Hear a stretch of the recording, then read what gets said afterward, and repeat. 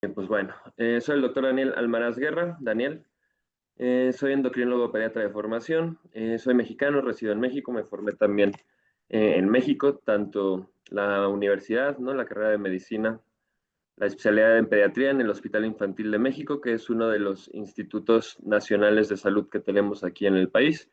Hay dos que consideran la edad pediátrica, que es este, el Instituto Nacional de Pediatría es el otro. Y ahí mismo en el Hospital Infantil de México, Federico Gómez, es donde me formé para endocrinología pediátrica. Entonces, pues, particularmente me atañe a este grupo. Síndrome de Klinefelter es finalmente una condición que empieza desde la edad pediátrica y que nos acompaña hasta la edad adulta. Yo me enfoco más a la primera parte, ¿no? Antes de los 18 años, aunque pues vamos a tocar un tema que atañe un poquito a ambos grupos. Entonces, pues bueno, para mí es un gusto que me hayan invitado a dar esta charla. Muchísimas gracias por la invitación y por permitirme formar parte de la sociedad. Y pues bueno, espero que resolvamos algunas dudas y que podamos dar cierta información que yo sé que frecuentemente es una inquietud en los padres y en las familias. Entonces, bueno, sin más, empecemos. Eh, Vamos a hablar hoy entonces de fertilidad en el síndrome de Klinefelter. Voy a intentar no meterme en temas demasiado técnicos, aunque sí hay cosas que tenemos que revisar para poder entender a detalle del tema, ¿vale? Entonces, como objetivos de la charla vamos a tener describir brevemente la fisiología del eje gonadal y la fisiología reproductiva en el varón, analizar el proceso que lleva a la pérdida de la fertilidad y explorar someramente algunas técnicas que ayudan a la reproducción asistida en estos casos, con la esperanza de desmentir algunos mitos y de fortalecer algunas realidades en torno a esta condición. Entonces, sin entrar a demasiados detalles, ¿qué es el síndrome de Klinefelter? Creo que la mayoría de los que estamos aquí reunidos lo sabemos. Igual es bueno recordar. Es una variante genética donde existe una copia suplementaria del X, teniendo entonces un resultado de 47XXY en el varón, siendo lo habitual que sea en realidad 46XY. Afecta al desarrollo físico, mental, hormonal y reproductivo, aunque en diferentes medidas. No todo el mundo va a tener el mismo nivel de afección, muchos llevando una vida prácticamente normal en la mayoría o en todos los aspectos. Y se estima una incidencia de uno entre 500 y 1000 varones vivos. Es la cromosopatía más frecuente en el varón, y dependiendo de las series, más o menos esta es la cifra que encontramos. Puede llegar a variar entre 500 a 700, 500 a 1000, pero pues no se reportan más allá de esta incidencia. Incidencia se refiere a los nuevos casos que vamos obteniendo año con año, que se opone a otra cifra que es la de prevalencia. La prevalencia es la cantidad total de individuos que tenemos afectos en cierto momento del tiempo. Esta prevalencia actualmente se calcula en 0.15%, que son más o menos 150 personas, bueno, varones por cada 100,000 varones vivos, ¿vale?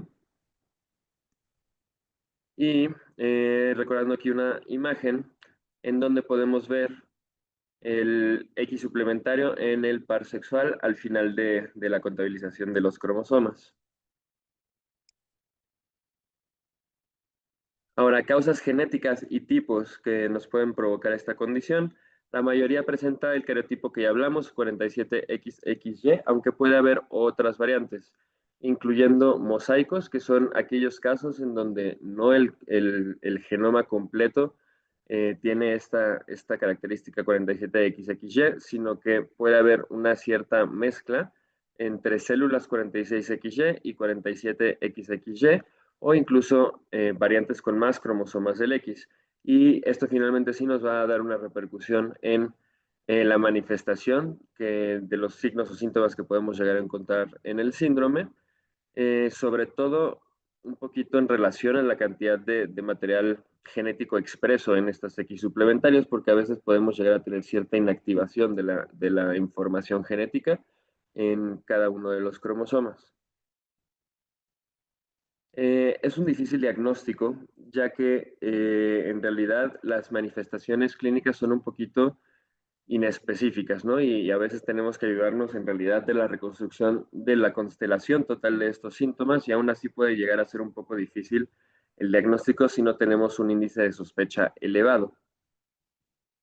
No todos los médicos tratamos con síndrome de Klinefelter con mayor frecuencia, lo que hace que no todos tengamos tan presente la aparición de este síndrome, la presencia de este síndrome en la población.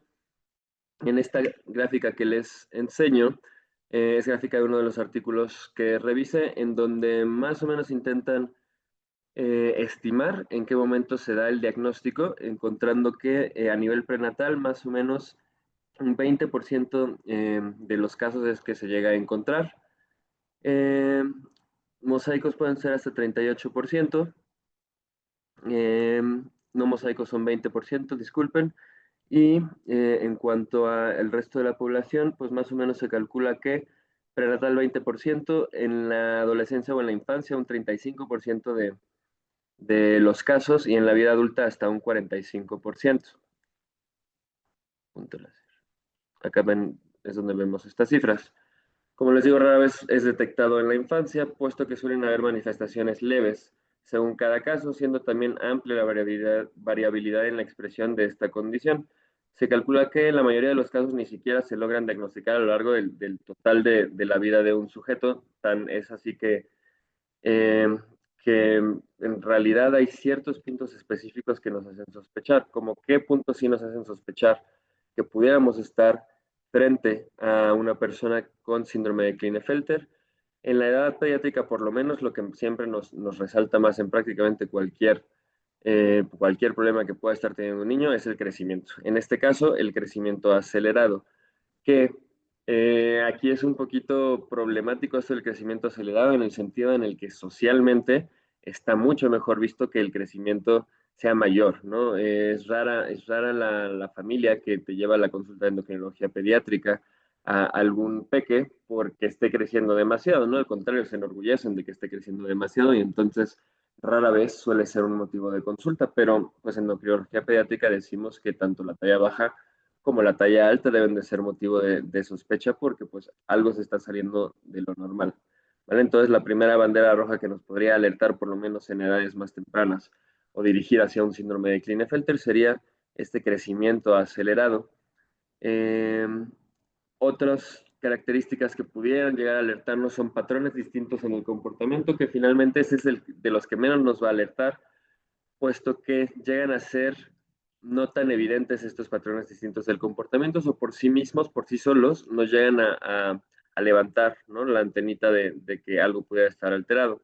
Lo mismo con los problemas del lenguaje, que puede haber sin fin de etiologías o de causas, de orígenes de un problema de lenguaje, incluso mecánicos, desde una mala respiración, una respiración oral que puede llegar a alterar un poquito la estructura del paladar y de las otras estructuras que necesitamos para la correcta fonación, hasta problemas un poquito más profundos o más relacionados a la biología a nivel central, es decir, algunas alteraciones en el cerebro. Patrones diferentes de pubertad y problemas para lograr la concepción son otras de los que nos llegan a alertar para, sobre todo, justo lo que nos atañe a esta plática, los problemas para lograr la concepción, por lo que muchas personas con síndrome de Klinefelter son detectadas ya en la edad adulta, incluso en edades un poquito más avanzadas, después de ya un cierto tiempo de haber intentado la concepción.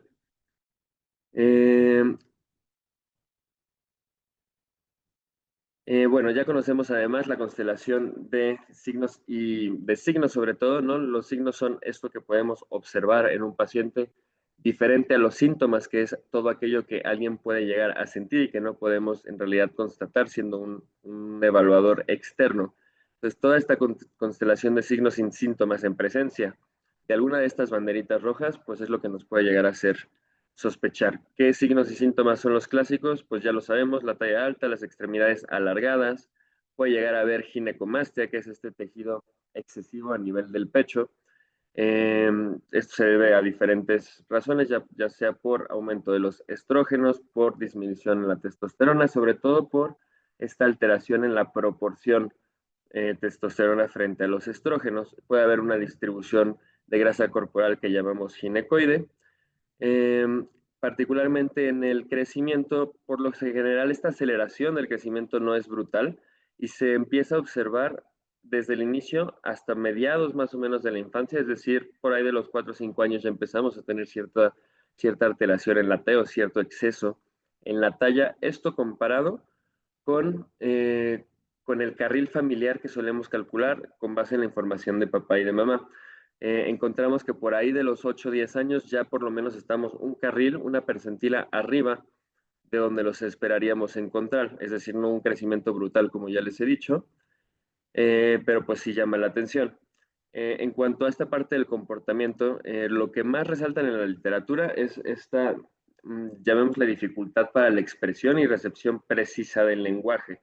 Es decir, tienen cierta dificultad o puede haber cierta dificultad para expresarse como a ellos les gustaría o con la facilidad que les gustaría, lo que lleva a ciertas frustraciones y están descritas un poquito de ataques de ira, por decirlo de esta forma, o incluso berrinches, dependiendo de la edad. Sobre todo en la edad pediátrica se presentan mucho estos berrinches derivados de una dificultad para la expresión clara. La pubertad, hablo de un patrón diferente en el sentido en que la mayoría o prácticamente todos los pacientes afectados con síndrome de Klinefelter tienen un inicio de pubertad relativamente normal, es decir, una pubertad adecuada en cualquier varón. Clásicamente se dice entre los 9 y los 14 años, si bien pegadito a los 9 no nos encanta, el primer añito no nos encanta que empiecen, pero se considera normal entre los 9 y los 14 años. Ahora los pacientes inician con una pubertad adecuada y más tarde es que empieza a desviarse un poquito de la historia natural que conocemos, ligado al deterioro de pues, las distintas poblaciones celulares, que ahorita vamos a tocar un poquito más a detalle, y con ella puede llegar a haber entonces disminución en la testosterona y por temas propios al síndrome de Klinefelter, ¿no? a esta información genética excesiva, llamémosle, podemos a tener ciertos problemas intrínsecos a la concepción. Ahora, antes de hablar de lo que se sale un poquito de la norma, vamos a hablar cómo está regulado el eje gonadal. El eje gonadal es el eje que se refiere al control sexual, ¿no? a las hormonas sexuales en el humano, el cual este control inicia en el cerebro. Tenemos dos estructuras llamadas hipotálamo e hipófisis a nivel central. En esta parte de aquí están resaltadas en amarillo. El hipotálamo es esta parte aquí un poquito más grande, un poquito más geométrica, digamos, que a través de un tallo, que es esta parte de aquí, manda su información bioquímica primordialmente a la hipófisis. Es en esta parte, en el hipotálamo, que tenemos una hormona o que se secreta una hormona llamada gonadotropina coriónica humana, la GnRH, que justo es parte del arsenal que tenemos un poquito como para tratar ciertos temas en cuanto a eje gonadal, incluido síndrome de Klinefelter, pero en muchas otras condiciones y algunas enfermedades incluso se puede llegar a utilizar o para incluso hacer algunas pruebas diagnósticas. Pero bueno, el primer paso es el hipotálamo con esta GnRH que va a estimular a la hipófisis a través del tallo para que genere otras dos hormonas, que son la LH y la FSH. Aquí tengo representado entonces nuevamente el hipotálamo, da su estímulo a la hipófisis y a su vez la hipófisis, LH y FSH. Esta LH y FSH, la LH significa hormona luteinizante, la FSH es hormona folículo estimulante, y van a circular a torrente sanguíneo y van a llegar a estimular ciertas células específicas, ciertos objetivos específicos a nivel testicular. En este caso, la LH va con las células de Leydig, L con L, y la FSH tiene un efecto un poquito más importante en las células de Sertoli. Ahora, aquí, donde estoy señalando, vemos muy representativamente lo que sería un testículo. Si cortáramos, o más bien el contenido de un testículo, este sería en realidad un conducto seminífero. Este sería el testículo en donde podemos ver el epidídimo, esta parte moradita que está pegadita al testículo, y el testículo per se, que sí se acercan un poquito, se alcanza a ver un poco borroso, pero en esta parte vemos un remolino, digamos, ¿no? Una madeja de túbulos seminíferos que si cortamos, aquí viene un tubo alargado, alargado, cortamos de esta manera, disculpen, para poder ver el centro del conducto, vemos al interior una parte que va a estar hueca. Esta parte lila, un poquito más clarita, sería la parte hueca del conducto, digamos, que está forrada de distintos grupos celulares. Dentro de estos grupos celulares existe algo que se llama células germinales, que estas células germinales, con un proceso de diferenciación que tarda pues hasta 70 días en consolidarse o en terminarse, va a terminar por dar un espermatozoide. Vamos a ir avanzando de lo más pegadito a la pared de esta parte moradita hacia el centro, poco a poco, conforme va madurando y conforme va diferenciándose esta célula para especializarse y tomar finalmente la forma de un espermatozoide con todas sus funciones pues especialistas, incluida la motilidad, ¿no? Esta colita que poco a poco va modificándose la célula para adquirir y poder tener una cierta función, hasta la pérdida del citoplasma para poder optimizar justamente pues el contenido y el que llegue la información a donde tiene que llegar, así como las capas enzimáticas por las que se recubre este espermatozoide para asegurar su función una vez llegado a la cavidad vaginal y pues el proceso que tiene que realizar en esta parte. ¿Vale? Entonces, la LH va a llegar con las células de Leydig.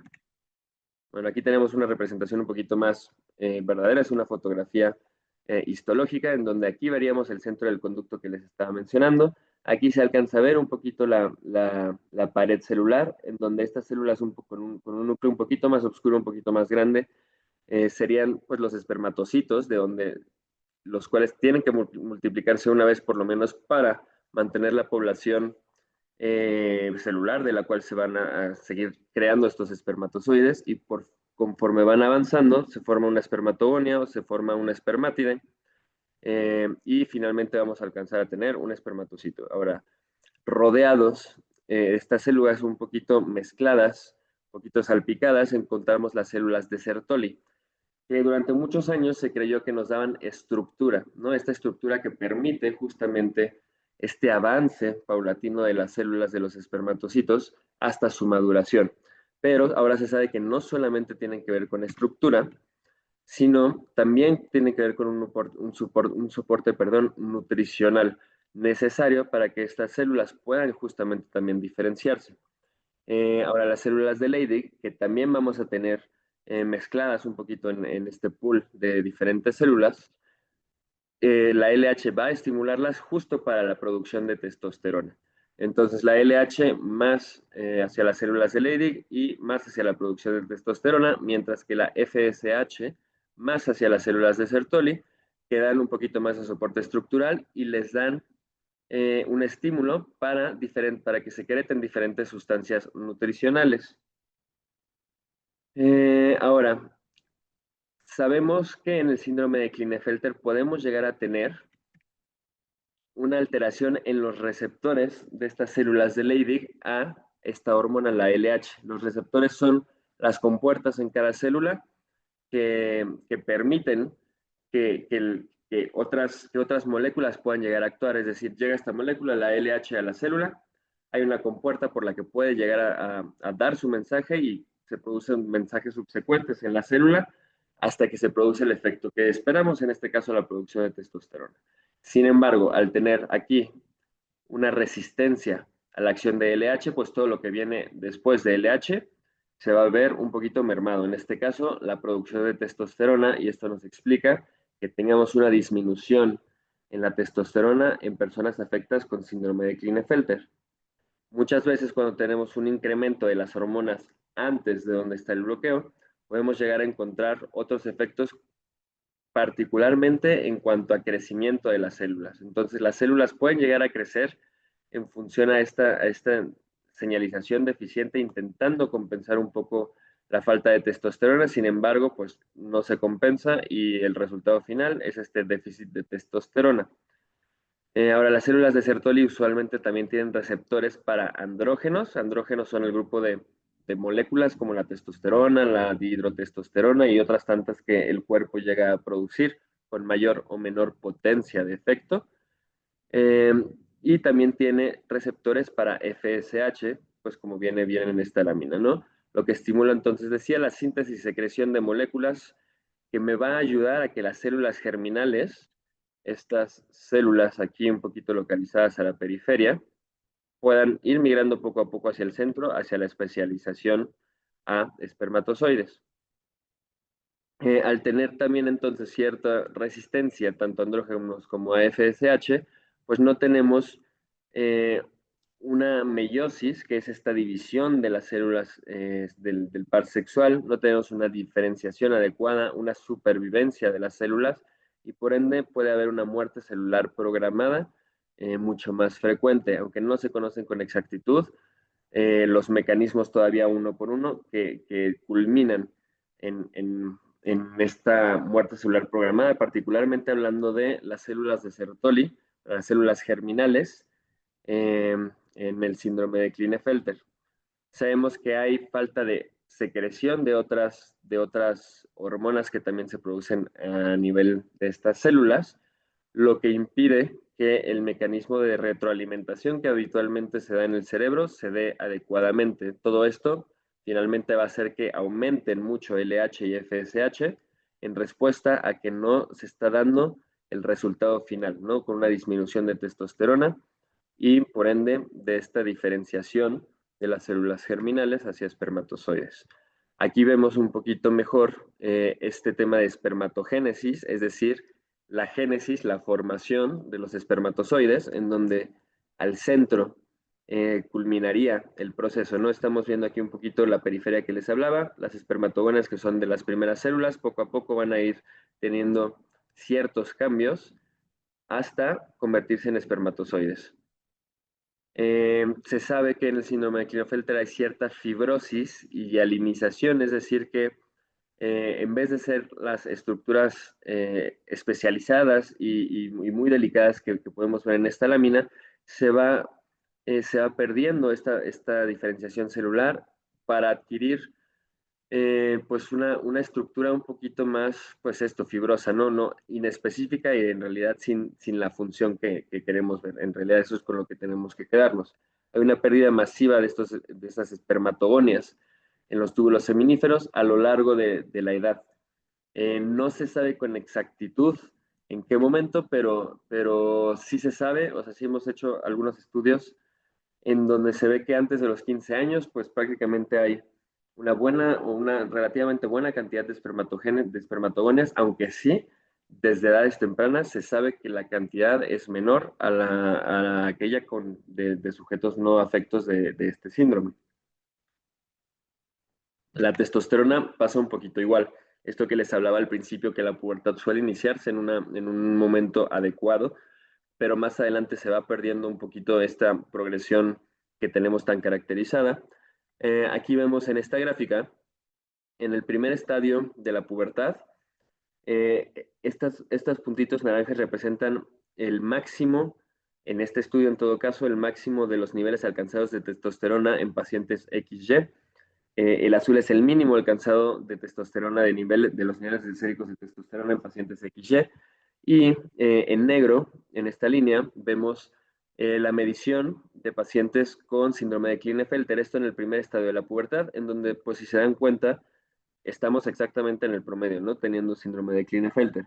Más adelante, ya en un estadio 3 de pubertad, podemos ver que vamos un poquito más hacia la alza en realidad en cuanto a testosterona, pero ya para un estadio 5 estamos en realidad alcanzando prácticamente los niveles más bajos cuando estamos detectables en cuanto a producción de testosterona. Entonces esto ha sido progresivo desde niveles normales al inicio de la pubertad hasta niveles ya más por el suelo en niveles más tardíos. Lo mismo pasa con estas espermatogonias que se encuentran en números relativamente correctos, por decirlo de cierta forma, aunque sí disminuidos con respecto a la población general, pero poco a poco se van perdiendo estas espermatogonias, que es lo que hace que tengamos problemas de fertilidad en el síndrome de Klinefelter. Un poquito teníamos ahorita una pregunta en el chat.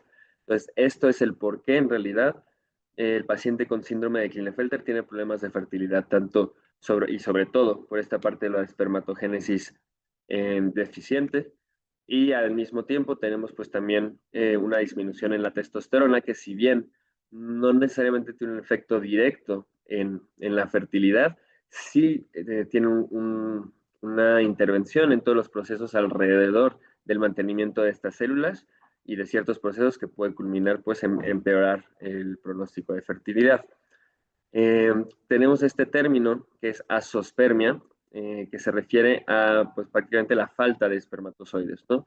Y se ve, y hasta en un 91% de pacientes con síndrome de Klinefelter tenemos esta condición de azospermia, que es diferente a la oligospermia, ¿no? La raíz oligo significa poco, entonces todavía tenemos una cierta cantidad de espermatozoides en donde se considera, bueno, por definición, menos de 15 millones de espermatozoides por mililitro de semen. Esto corresponde más o menos a un 8% de la población diagnosticada con síndrome de Klinefelter.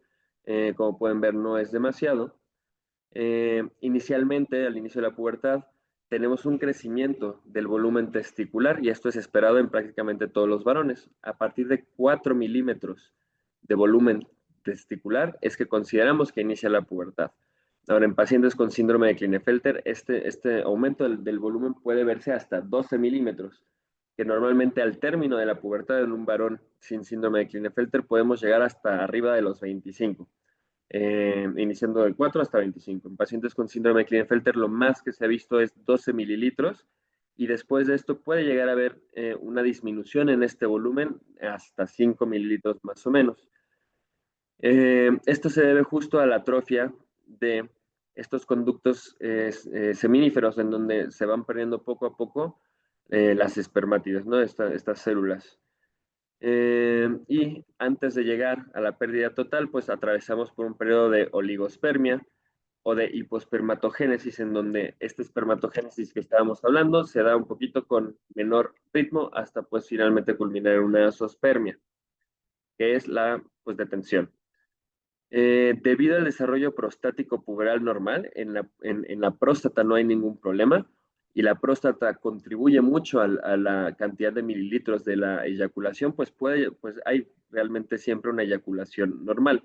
Lo que pasa es que si ponemos esto al microscopio, pues no es que no vamos a encontrar en realidad los espermatozoides, que van a ser los susceptibles de generar una concepción, ¿vale? Ahora, es importante decir, muy, muy, muy importante decir, que hasta el 90% de los casos en la adolescencia son azospérmicos, pero nos queda pues un cierto porcentaje que sí puede llegar a tener oligospermia. ¿Qué quiero decir con esto? Que es súper importante insistir en la adolescencia con métodos anticonceptivos, ¿vale? Porque finalmente no es imposible que pueda llegar a haber un embarazo no deseado justamente a esta edad, por lo que muy, muy, muy, muy, muy importante en la edad pediátrica, siempre, pase lo que pase, en pacientes que puedan ya tener una actividad sexual, ¿no? Una vida sexual activa y siendo adolescentes, siempre, siempre, siempre, contracepción, ¿vale? Tenemos tres grupos diferentes según el momento en el que los detectemos en cuanto a la condición de la espermatogénesis.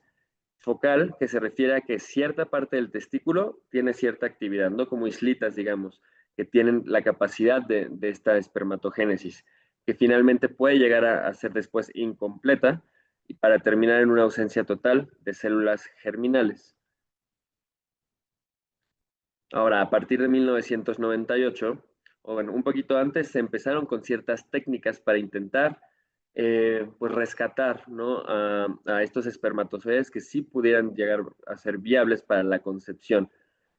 Se empezaron a usar técnicas de implantación mediante inyección intracitoplasmática de esperma, es decir, agarrar el espermatozoide directamente, inyectarlo dentro del óvulo, ¿no? Dentro de esta otra célula que nos va a permitir la concepción, la formación del cigoto y de ahí, pues todas las divisiones que nos van a llevar finalmente a tener descendencia, a tener un hijo. Hay reportes desde 1945 con ciertas técnicas de extracción de espermatozoides a nivel testicular. A partir de 1998, que es la información que les pongo acá en la lámina, hay una descripción de dos reportes de extracción testicular de esperma, pero ya un poquito más usando temas de microscopio, que poquito a poquito fue mejorando las posibilidades de concepción. Ahora les pongo aquí este término que es SRR, que habla de la tasa de recuperación de esperma. Es decir, qué tan exitosa va a ser mi intervención o mi procedimiento al intentar recuperar estas células. Y se habla actualmente de más o menos entre 20 y 69% con ambas técnicas. Ambas técnicas es TC, que es la extracción espermática, ¿no?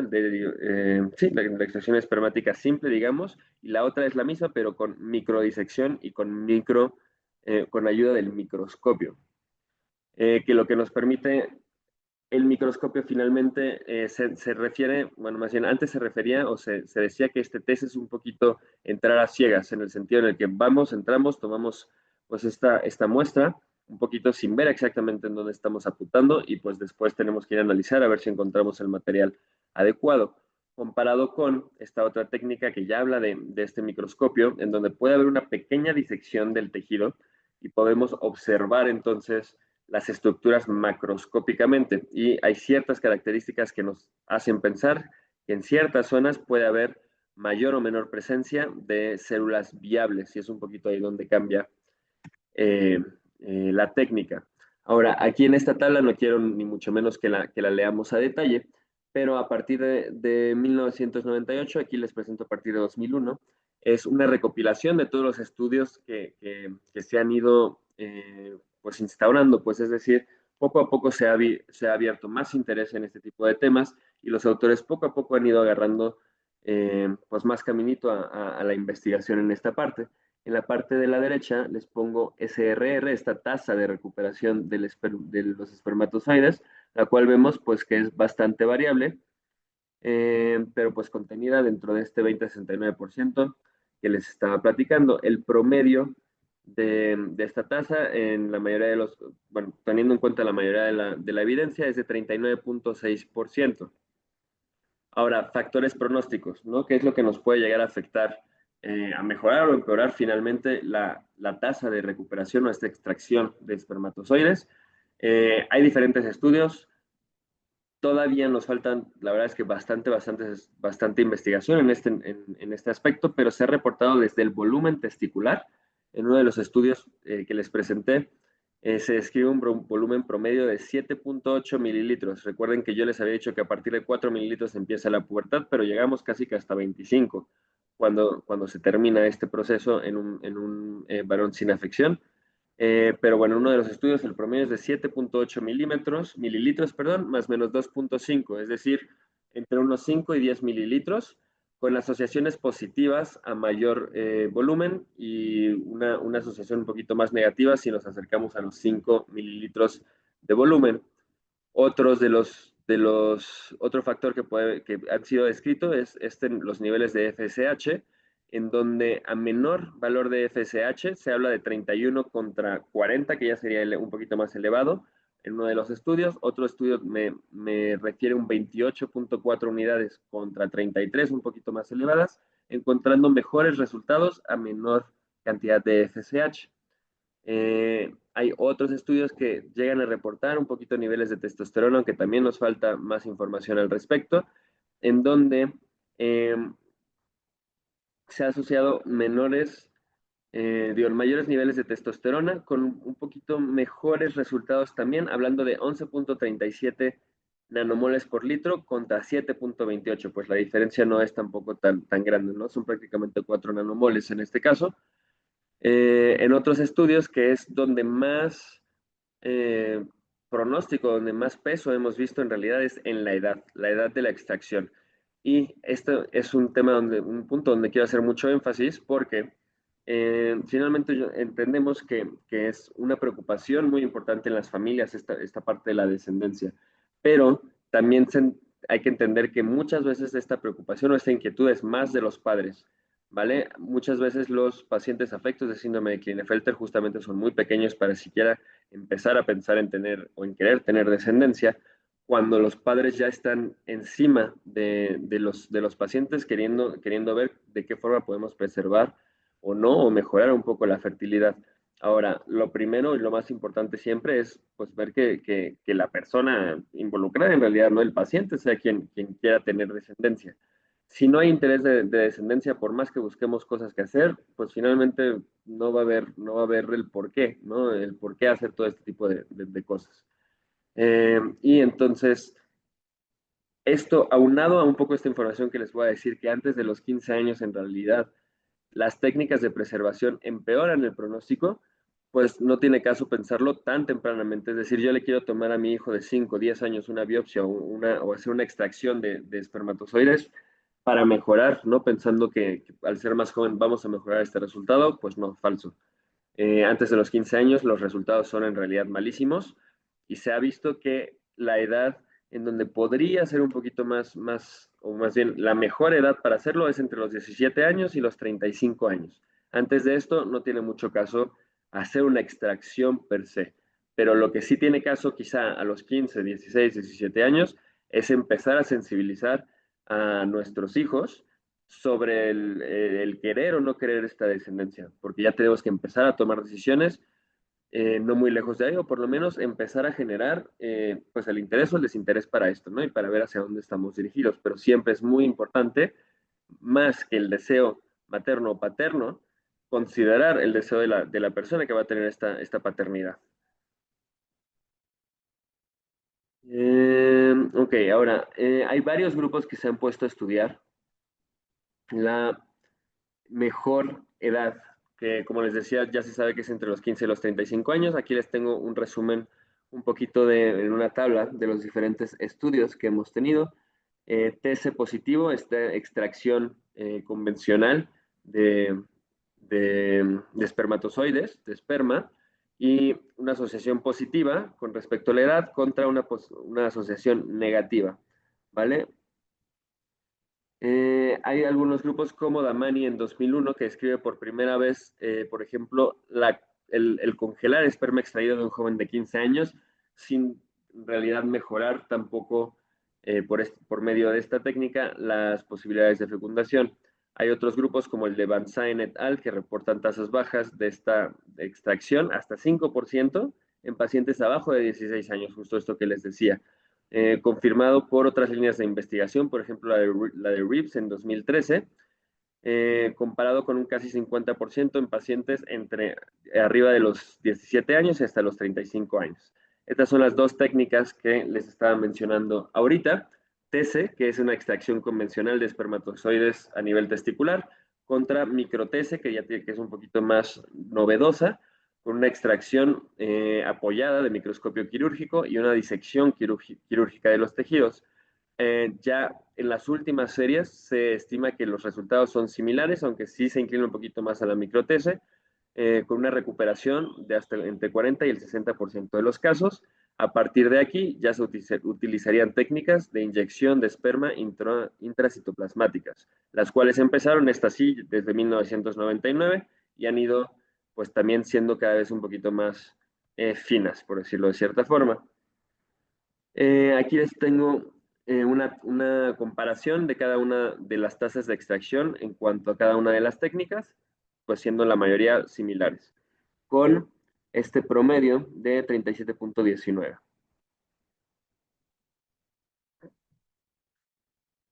Ahora, resultados y tasas de éxito. La extracción espermática exitosa a grandes rasgos se puede dar en un 40-50% de los casos, logrando un embarazo mediante inyección intracitoplasmática de alrededor del 60% de los casos. Eh, Nacimientos vivos hasta un 50%, aquí entendiendo que el riesgo genético de transmisión es muy bajo, es el mismo que prácticamente que el resto de la población. Siendo que el síndrome de Klinefelter muchas veces se da por fenómenos aislados de una mala meiosis o de una meiosis que no se dio adecuadamente, en donde no se pudo desprender la información genética como se debió hacer en otra célula, digamos. Este riesgo es prácticamente el mismo que en el resto de la población. Opciones de fertilidad, ¿no? Es esta criopreservación espermática, si se logra la extracción, que no, insisto, antes de cierta edad de los 15 años no está recomendado hacer ni la extracción ni la criopreservación. Otros casos u otros métodos más allá de una extracción, pues podrían ser la donación de esperma, que si bien no es lo ideal en muchos casos para muchas familias, pues sigue siendo sí una de las alternativas y que pues una buena alternativa para aquellos que buscan finalmente, pues el tener un hijo no necesariamente que sea de información genética propia, pues existe la adopción o la paternidad compartida. Y finalmente el acompañamiento psicológico, como en todos los casos, es esencial ante cualquier decisión y ante cualquier cosa cualquier caso que se salga de la norma, ¿no? En cuanto a terapia con andrógenos, con testosterona, se ha visto que el uso de testosterona no mejora las tasas de extracción, pero sí mejora la calidad de vida, ¿vale? Entonces es importante que tengamos ese tratamiento con testosterona. No antes de la pubertad, hay muchos estudios que han intentado ver si fuera una buena opción, ¿no? Sobre todo en estos casos de diagnóstico prenatal, iniciar un tratamiento con testosterona temprano llámese en los primer año o segundo año de vida. Incluso en esta quiescencia del eje, normalmente el eje sexual está dormido, ¿no? Hasta que inicia la pubertad. Pues en realidad se ha visto que no, con la poca información que tenemos, porque los estudios no son tan fácilmente éticos, se ha visto que no se recomienda empezar con tratamiento de testosterona de manera temprana, no antes de la pubertad en todo caso, pero sí se debe de hacer para mejorar la calidad de vida, tanto en procesos cognitivos, tanto en procesos de aprendizaje, en distribución de los tejidos corporales, ¿no? De la distribución de músculo, de grasa, etcétera, de la libido, de muchísimos de los problemas que llegan a acompañar a los pacientes afectados de síndrome de Klinefelter. Pero debe suspenderse este tratamiento algunos meses antes para evitar la supresión de la espermatogénesis residual y se puede echar mano de algunos otros tratamientos como la GnRH, etcétera. Esta es una tablita a grandes rasgos que nos indica la forma de evaluar la testosterona a lo largo de la infancia, de la adolescencia, de la edad adulta, dependiendo del momento en donde estemos. Y pues bueno, es importante siempre el acompañamiento médico, pero no solamente de la rama médica per se, ¿no? También, pues como dijimos hace rato, de psicología, de rehabilitación en ciertos casos. El chiste es que sea multidisciplinario, desde endocrinólogos, urólogos, hasta pues esta parte que les decía de psicología o incluso ya más grandes en edad adulta, asistencia en cuanto con biólogos de la reproducción. La educación reproductiva desde la adolescencia es importante, más es importante también, es vital hacer la diferencia entre educación reproductiva, pues, y entre el imponer nuestros deseos como padres de la descendencia, ¿vale? Antes de siquiera saber la opinión, como ya les había comentado, del paciente en sí o de la persona, pues, y es necesario tomar decisiones informadas y de manera empática, resaltando mucho que la literatura resalta pues que si podemos evitar a veces decirle al universo pues alrededor de los pacientes fuera de aquellos que es realmente necesario hacerlo, es mejor, puesto que mucha gente siempre tiene opiniones no tan bien informadas que puede llegar a generar tanto malas decisiones en los pacientes y en las familias, como a generar malos sentimientos, ¿no? O generar pues disconfort, malestar. En cuanto a la vida adulta, pues hay una buena calidad de vida con el manejo adecuado, no con los tratamientos adecuados. Es necesario controlar factores de riesgo, pero pues esto es necesario prácticamente en cualquier ser humano, ¿vale? Obesidad, diabetes, osteoporosis. La obesidad y la diabetes son factores que de por sí nos van a empeorar la calidad, ¿no? de todo lo que tiene que ver con espermatogénesis en cualquier ser humano, pues son cosas que también tenemos que cuidar y que son más predispuestos los pacientes con síndrome de Klinefelter, y el ejercicio regular y los hábitos saludables pues manda, ¿no? En esta vida, tengamos o no tengamos ningún problema. El apoyo familiar es imprescindible en cualquier pues, tema con cualquier condición. En realidad, en síndrome de Klinefelter, pues como cualquier otra cosa, es vital. Hay que evitar estigmas y promover la comprensión y fomentar la independencia y el autoestima. Pues, algunos mitos que con lo que llegamos a encontrarnos es que todos los hombres con Klinefelter son infértiles. Pues bueno, ya hablamos un poquito que la historia natural me dice que hasta 90%, 91% lo van a hacer, 8 o 9% pueden ser todavía oligospermicos, pero en realidad con las técnicas que hemos ido desarrollando. Prácticamente el 50% de los pacientes van a poder alcanzar una paternidad. Otro mito es que no pueden tener una vida sexual normal, hablando del desempeño, pues, y pues esto también es totalmente falso, siendo que con un tratamiento hormonal adecuado, hablando particularmente de la testosterona, pues pueden tener una vida perfectamente normal. Lo que me hace llegar a conclusiones que pues la fertilidad es posible en muchos casos con síndrome de Klinefelter. El diagnóstico temprano permite empezar a considerar opciones futuras y el acompañamiento integral es clave para el bienestar físico y emocional.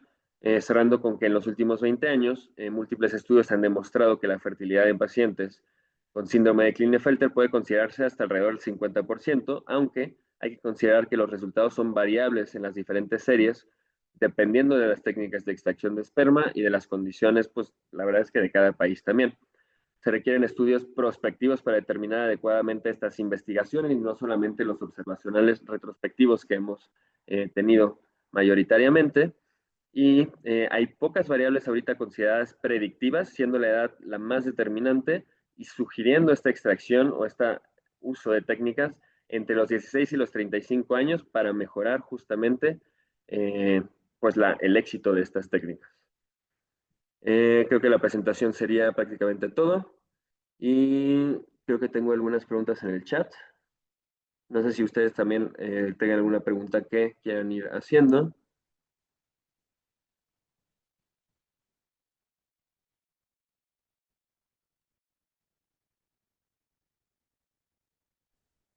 Responde las preguntas del chat para que se puedan grabar. Ok, acá veo una que bueno, que nos cuentan de que una pérdida una pérdida de un bebé, pues a los 6 meses de gestación. Esto hace algún tiempo. Hubo un diagnóstico de Klinefelter a los 46 años. Ahorita estamos con cierto tratamiento hormonal justamente con testosterona, ¿no? Ahora, eh, no, hubo testosterona y ya está con el mismo tratamiento que es decir, con inyecciones de GnRH. No, justo habíamos dicho ahorita durante la plática que hay que suspender la testosterona algunos meses antes, se recomienda alrededor de 9 meses antes de los tratamientos para no inhibir justo esta espermatogénesis residual que pueda llegar a haber. La testosterona en sí justo no va a hacer que seamos infértiles, pues, ¿no? Esto es más a raíz de lo que habíamos ya comentado en la plática.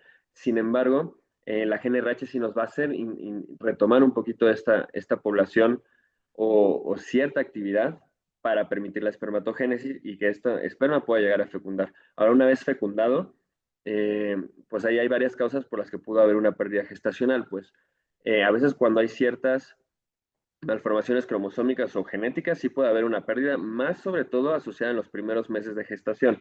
Puede ser que haya habido algún otro problema que haya condicionado que esa gestación no haya podido llegar a término, tanto locales del útero, pues de la placenta, etcétera, como la parte genética, ¿no? Entonces sería importante, si hubiera una pérdida, una nueva pérdida, intentar investigar también otros factores que puedan haberla favorecido y no solamente irnos necesariamente a que el síndrome de Klinefelter haya sido la causa, ¿vale?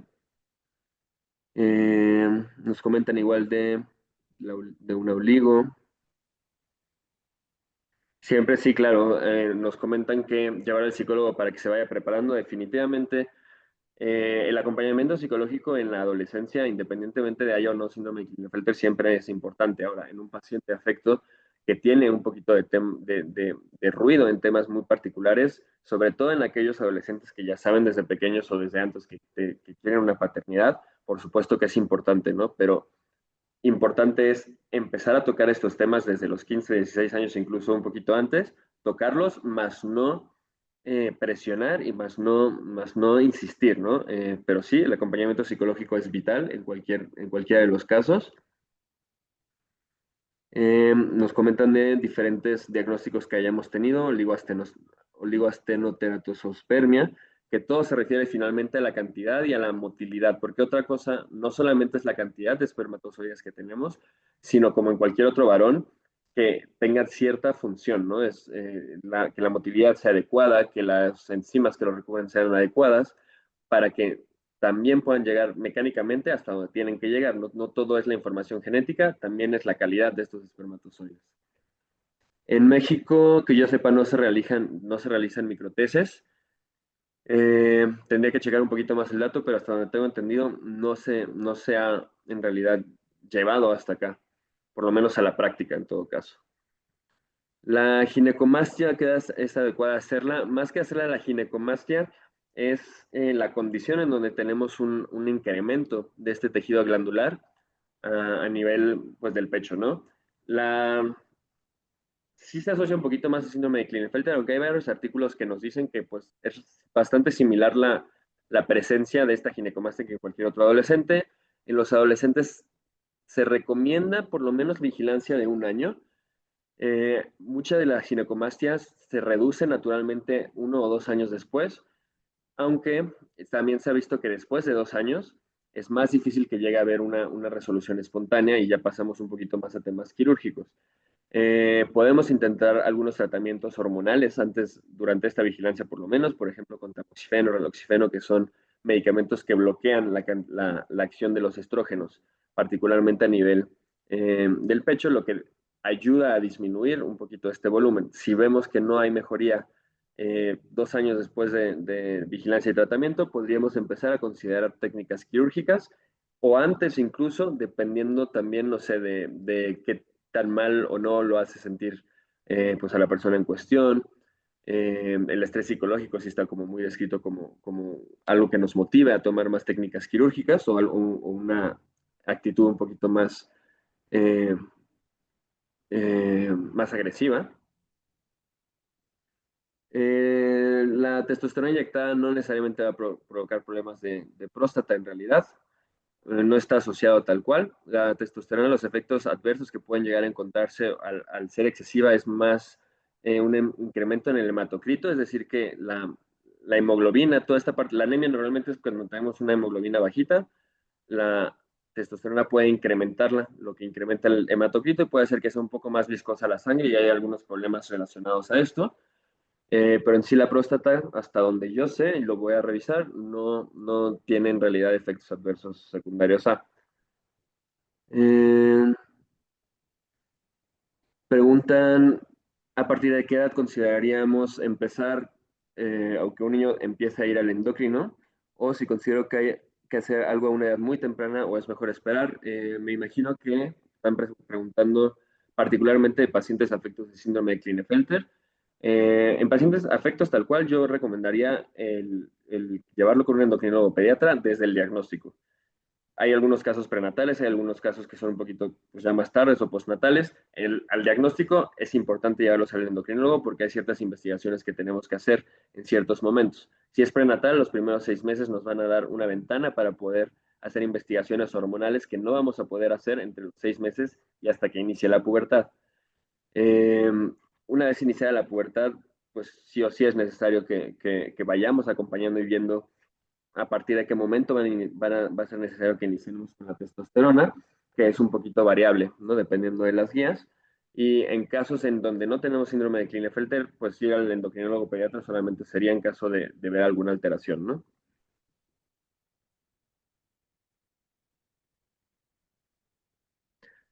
Eh, el seminograma, pues sí llega a darnos cierta información.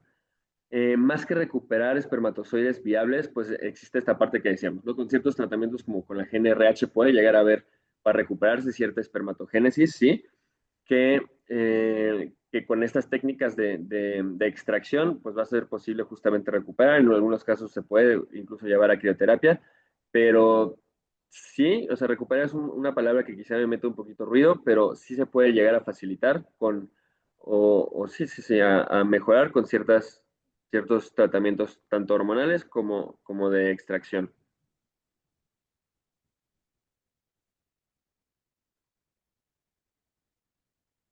En cuanto me preguntan, no sé, particularmente de un caso en donde tenemos testosterona 21.9, LH en 19.5 con FSH de 10.7, si es recomendable o no hacer la extracción, ¿no? Particularmente, eh, este varón tiene 17 años y expresa, ¿no? Manifiestamente el deseo de tener hijos. Eh, pues sí, ¿no? O sea, es importante ir a hacer toda la valoración, ¿no? Sí, ya sería un buen momento para empezar a hacer una extracción si la quiere realmente. Sí, ahora también necesitamos tener pues un prospecto, ¿no? Una pareja, eh, o sería importante en algunas en algunas miras tener como alguna pareja ya. Pueden empezar a tener una criopreservación finalmente, y eso sí va a disminuir un poquito la ansiedad y sí a mejorar pues, finalmente la posibilidad de reproducción, aunque hay que considerar también que la criopreservación hay que tener, pues hay que estar pagando, ¿no? Tiene un cierto costo de mantenimiento y pues dependiendo de las familias también puede llegar a ser un problema, pero a partir de los 17 años ya está dentro de la edad que se describe en la literatura, sería una buena edad, sí. Y habría que pues analizar también ciertas características de los espermatozoides para ver si fuera o no fuera buen candidato. ¿Es posible mezclar testosterona natural con la inyección para que la dosis sea menos fuerte o no debería preocuparme con la dosis que le receten? Hay diferentes preparaciones de testosterona. No en todos los países hay todas. En España me parece que hay la gran mayoría y todas tienen ciertos perfiles diferentes de absorción, de metabolismo, etcétera. Entonces, hay ciertas preparaciones mejores más allá de que sea natural o no sea natural. Y la potencia también, la potencia y la duración de esa preparación va a ser diferente. Entonces, la dosis en sí no es tan importante, la dosis, o sea, en el sentido en el que ya la tenemos estandarizada hasta cierto punto.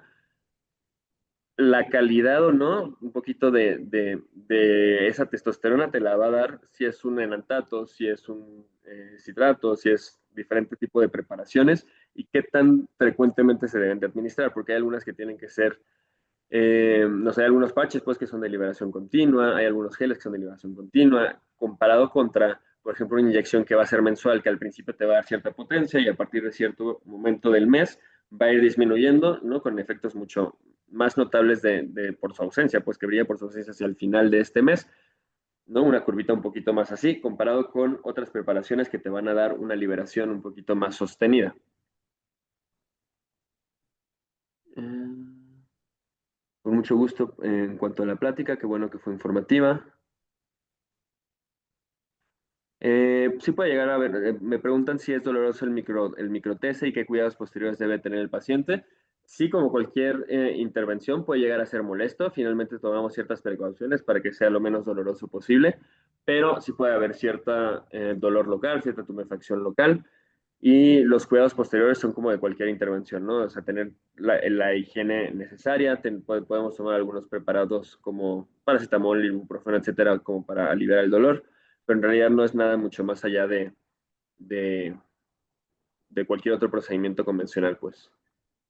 El semen no se puede congelar, sí se puede congelar, o sea, sí se puede congelar, pues, o sea, se puede hacer extracción y se puede hacer criopreservación, que es como se le llama al congelar.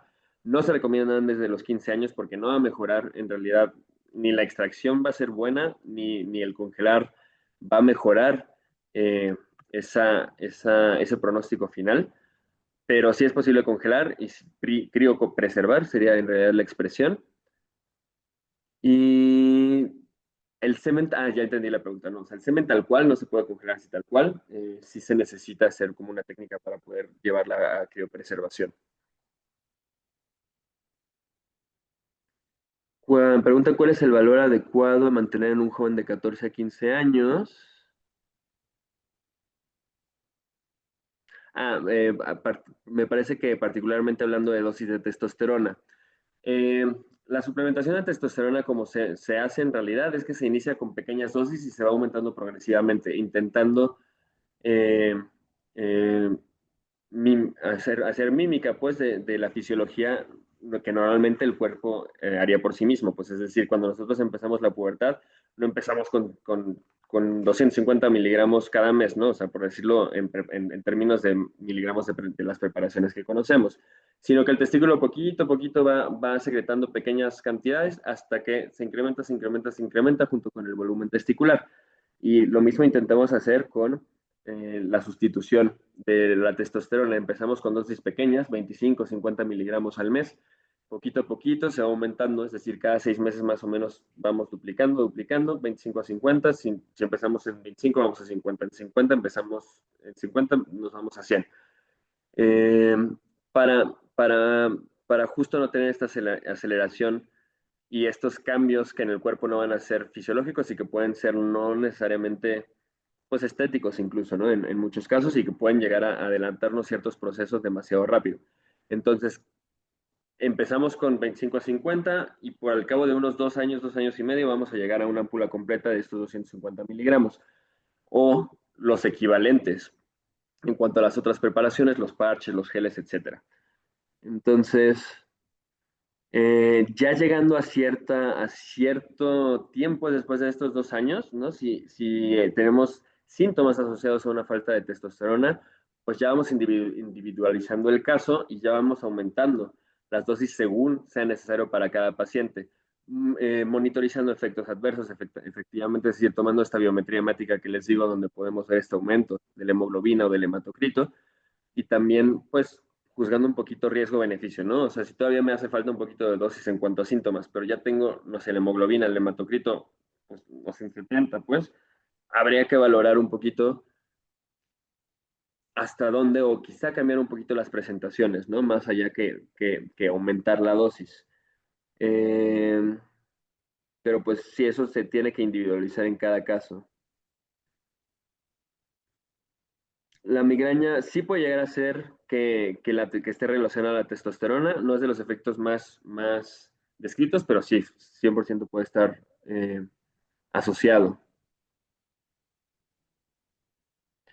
¿Cuándo deberíamos empezar con los tratamientos de fertilidad para mejorar la producción de espermatozoides viables? Pues en cuanto sea realista la posibilidad de extracción y de concepción en el sentido a que tengamos pues una pareja con quien tener, ¿no? Estos hijos, cuando tengamos una posibilidad verdadera en ese sentido. Eh, Porque tampoco es que esta mejora, no sé, muchos de estos tratamientos al suspenderlos también van a volver a deteriorarse la calidad de esta producción de espermatozoides, ¿vale? Entonces, eh, se puede llegar a usar ciertas técnicas para mejorar la producción, para quizás hacer una tesis y hacer una criopreservación, dependiendo de cada caso individual. Eh, Me dicen que empezó de golpe la testosterona, en un caso no sé con qué dosis exactamente haya empezado, pero las rías actuales, por lo menos en endocrinología pediátrica particularmente, es decir, antes de los 18 años, tanto en hombres como en mujeres, pero hablando ahorita particularmente de los hombres, sí se sugiere que sea un poquito más paulatino. A veces hay pacientes, se han descrito pues que empiezan con un poquito más de dosis y no hay tantos efectos descritos, cada quien cuenta cómo le fue en la feria, como decimos en México, pero la recomendación es que sea progresivo y paulatino.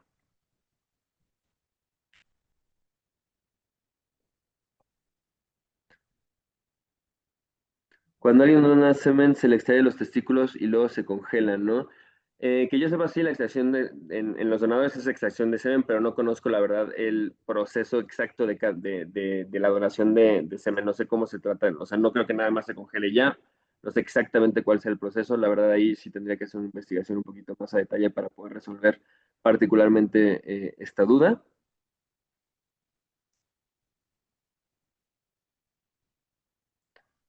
Y Rafael me dice, sí, justo estos cambios que pueden llegar a haber, particularmente los efectos adversos asociados a un golpe, ¿no? Un golpazo de testosterona, pues sí pueden ser muy evidentes. Ok, la dosis tope sí se mantiene, una vez alcanzada la dosis tope, por lo general sí se mantiene, pero insisto, pues lo que está descrito es que se haga paulatino. Ahora habría que ver cada caso, ¿no? Habría que ver tu caso en particular, no sé exactamente qué haya pensado tu médico en este momento. Pero bueno, la recomendación está así.